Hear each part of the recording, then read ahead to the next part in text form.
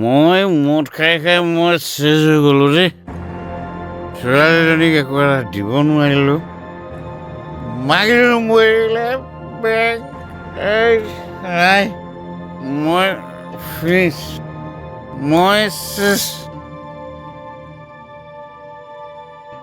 দাদা হা? বিপিন।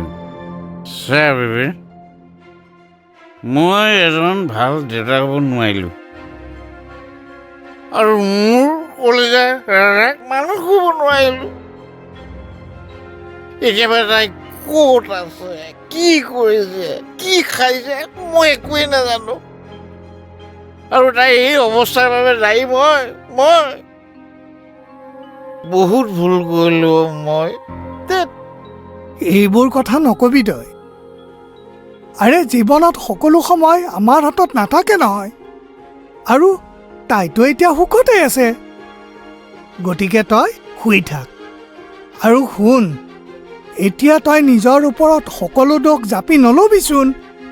কিন্তু ঐ বিপিন, মোৰ বুকুখনে নেমানে। গোটেই দিনটো অকল তাইৰ কথাকে ভাবি থাকো জান। এতিয়া এইবোৰ কথা ভাবি থাকিলে কি হ'ব? ইমানেই যদি তাইক চাবলৈ মন আছে, তেতিয়াহ'লে তই কালি ৰাতিপুৱাই জগতৰ ঘৰলৈ গৈ চাই আহিবি। ঠিক কথা কৈছ। হ'ব, মই কালিলৈ গৈ ৰাধাক চাই আহিম। মন লাগিছে।